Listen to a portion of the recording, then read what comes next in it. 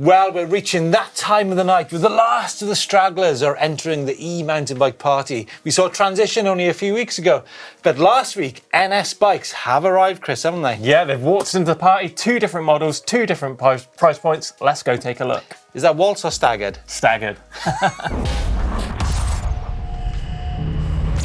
Okay, what we got then, folks? Well, there's 2 models in the E-Fine range, the 1 and the 2, both 29, 27.5. But different travels. We've got the E-Fine 1 with 160, 170, and the E-Fine 2 with 150, 160. Interesting, Chris, the geometry on both bikes is quite similar. Really? 63.8 head-tube angle, 445 chainstay, 480 reach on the large, which is a nice number. But they say these bikes are gravity-style bikes. What's your thoughts on that? I mean, we've seen bikes such as the recently launched Kelly's bike, the Trek Rail, which is sort of 160, 160. What defines gravity from trail and enduro, do you think? I think the addition of the coil shock out back on both of these bikes makes it more sort of gravity style. Earlier models of the Kenevo, we saw that with the coil shock. Big travel as well, fairly big travel, 160, 170. But that's, people are riding enduro bikes with that travel now. Yeah. I mean, do you know what? I think that whole coil shock business is a bit of a hangover from days gone by, and we see a lot of World Cup downhill riders using air shocks on their downhill bikes. I'm not sure about the coil thing. Yeah. I mean, I like the feeling of a coil shock bike, and don't get me wrong, I'm a big fan of NS bikes from Poland as well. Yeah. It's a great looking bike, but I don't think it's the coil shock. Gravity style bikes as well. I think we see a lot of them running like 27.5 wheels as well. I know obviously the new Kenevo's rolling on 29, but if we take a step back, the Canyon Torque that's rolling on 27.5. Got the Husqvarna downhill bike that rolls on 27.5. Maybe that wheel size is something, I don't know, it's kind of meets in the middle. It's like a super enduro bike. But you say that, and most of the World Cup downhill winners are on 29-inch wheels. I know. It's an odd one, isn't it? Oddball for sure. But Chris, let's look at the detail on this bike. Both aluminium frames. Yeah. They've got the E7000 motor in the E-Fine 2 and the EP8 in the E-Fine 1. It's interesting what NS say, that there's no bad e-bike motors on the market, and the reason they went for Shimano is reliability and of course the service backup that the Shimano give you. So but what are the details we've got here? Different size batteries, right? Yeah. So 504 watt hour in the E-Fine 2, got a 630 watt hour in the E-Fine 1. So that bigger battery, EP8 motor, and that 10mm more travel in that more expensive model. Yeah. Slightly different weights on the bikes. 24.5 kilos on the 1 and 25 kilos on the 2. Prices for both bikes, both bikes are 7,599 for the 1 and 6,299 for the 2. So guys, get over to NS Bikes. Fantastic company from Poland and some really cool looking bikes. Chris, you're always telling me off for turning my bike upside down to do maintenance, or actually no, it's not maintenance, like change a puncture or something like that. But Jobii have come up with a new e-bike specific stand. Yeah, so this foot is called actuated Prep Stand E-Up Pro. Bit of a Yorkshire slant on this one, I think. But it's looking good. Can you give us a Yorkshire accent on that? E-Up Pro. Got 17 kilos of gas cartridge assistance on this thing. So you put your bike in the stand, press a foot pedal, and it'll lift the bike up to 17 kilos. Obviously, if your bike is weighing a little bit more, you've got to assist it slightly, but it's definitely going to take the sting out of the lifting of your heavy bike, putting it up there. Folks, you're going to be careful lifting e-bikes. It's, you can easily put your back out, just being in the wrong position. Yeah, definitely pretty heavy, aren't they? Yeah. But the stand itself weighs in at 12 kilos. It's got wheels to move it around on, nice carry bag to keep it in, but it is pretty pricey at £800 for the stand. But I say, what price you put in your back, Chris? Exactly. What price you put in your back? Save a lot of money from going down the chiropractor with that one for sure. Yeah. Let's be honest, wheels on e-bikes do get a beating, and French brand Mavic from Annecy have come out with 2 new wheels, the eDmax and the eDmax S. Now, interestingly, Chris, good prices on these wheels, $365 and $720. Yeah. But not much difference in the weight, but what we can tell you is they're pretty rugged offerings for sure, right? Definitely, super strong wheel set, and pretty much half the price, and only 100 grams difference in weight between that premium eDmax S wheel set and the eDmax. So yeah, £365 for a pair of wheels. It's great, isn't it? It's getting almost like the price of a pair of tyres. Exactly, and the good thing about these wheels, they're available singly, so if you do smash one up, you can just buy a single like rear, or if you're running different size wheels. Now, as I mentioned, pretty substantial offerings. They come in both 30 and 35mm internal width with 28 spokes. Now you might think 28 spokes is not enough, but you know, Mavic wheels, fast and durable. Okay folks, we looked at the Jobii stand earlier, but something a little bit more affordable is this from Hiplock. I really like this. It's cool, isn't it? So this is the Hiplock flip stand. So this basically is a big pouch which contains all your tools. It only costs £20, but the great thing about this is the little wedges that go under the handlebars. So it's perfect for working on your e-bike on the trail or at home. It's got all those bases covered. Obviously your seat's going to be protected and your bars and your controls It's too. great. So. Can't beat a good wedgie, can you? But like the tools as well for 20 quid. I don't think you get the tools, but it's just the whole stand. But yeah, it's great. Mental. It's great, isn't it? And definitely a budget alternative to that e-up stand that we looked at earlier from Jobii. Good work, Hiplock. Nice to see that. Nice bit of lateral thinking. Right, we've got some great news about the Global Bike Festival, which is kicking off out in Saalbach, Austria on the 16th to the 19th of June. Got some great guests, Chris Ackrig, Tom Cardy, Cara Beale, and many, many more. Got Steve Jones, the rest of the GMBN squad, and of course, all the GCN guys. Yeah, I'm looking forward to hanging out with the GCN crew and the thing. What's the thing? The beer tent. Is it Zwift? What's that thing they do? What is Zwift, by the way? Anyhow, they'll be Zwifting, and we'll be Zwifting with them with a pint of beer, and there'll be DJs there.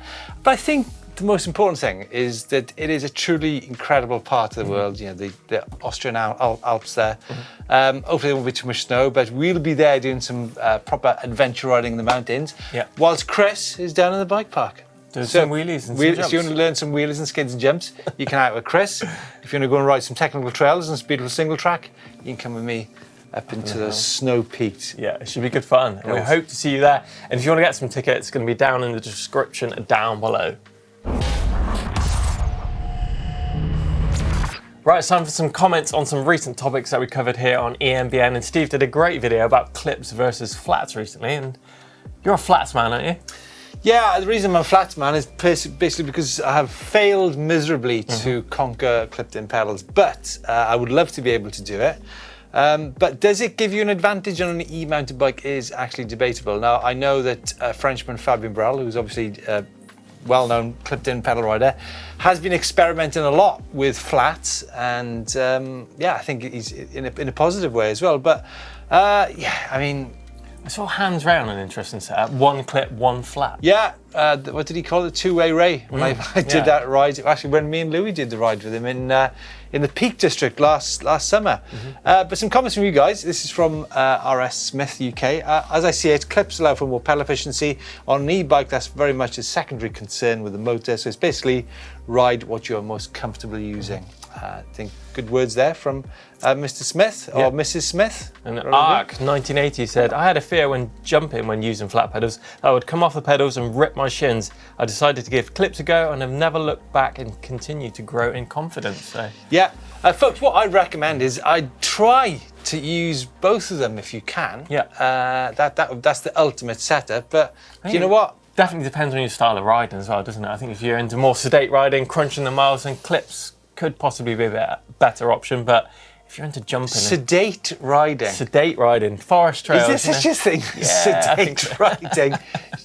But I think if you're, dabbing your feet down, want to learn jumps and tricks and things like that, then I think definitely flats could be the way to go. I'm a flats man myself. Had some just those comments there. Some fantastic feedback from you guys on the whole clips versus flats. But yeah, for me, I'm a Sam Hill Horizon flat pedal man myself. Right, it's end of the week time where we get to see you guys putting some air under your tyres on your e-mountain bike. And we've got a great entry in this week from Adam on his Nuke-Proof Megawatt Pros out in Wordsley Jump, sending this pretty big size jump, Steve. We'll check it out. Yeah, not my cup of tea. Nice and smooth, getting into that landing good. If you've got any content you want to see here on eMBN, make sure you use our upload service. Any pictures, videos, we love to see it. It could be you on next week's show. Well, we've recently dropped into BST here in the UK and some fantastic action from all around the world, actually, where in the world. The first one is a shop where we've got no idea where it is. So please, if you sent this in, let us know where it is. The next one up is this lovely shot from Penmachno and the Snowdon Range in the background there. Followed by a trip down to New Zealand, Chris, and Bethel's Valley with Edward. With his home build on his Specialized big hit. Yeah, Nice but bike. I think this is this shot here from Luke, and again another Snowdon backdrop there up in the Ogwen Valley. What a lovely collection of blue sky shots, folks, from you guys. Trail dog out as well. Nice ride, epic. Okie doke, let's see what beautiful bikes you guys have sent us this week, and what beautiful places that you've got them in. And I think this from Sangho in Casteloga, California. Orbea Rise M10. What a bike, Chris. Jobii, super nice that one, isn't it? 100%. And I think this one as well at Santa Cruz Bullet. Ricky out in West Fork, Arkansas. Nice. It's super nice. It's super nice. Look at it. Like that. Is it lilac? Lilac against the rock. Lilac. Yeah. Super Check nice. this out then. Martin's got a high bike all mountain 1 out in Far Hill Moor in a Skipton up on the rocks there. Go on and give us another Yorkshire accent. Skipton. That's Chris Ackrick isn't it? I think that's a nice shot for sure. And this is at the Orin Dam in the Scottish Highlands, and it's Collins Vitas E-Summit VRS, and stunning. I'm very jealous. I'd like to go up there. Check this out. What do you think? Oh, nice, super nice. That's super nice, yeah. Super nice. And I think the next one is too, isn't it? It's gotta be. This is David. He's got Trek Rail 7 out in Newport, New Hampshire. Rainbow in the background. Stunning looking bike. Stunning backdrop. It's only going one way for me. Yeah, absolutely. Super nice. Absolutely. And what about Steve with his Lapia E Zesty then?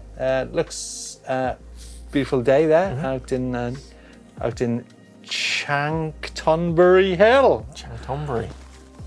That's a nice shot. Nice.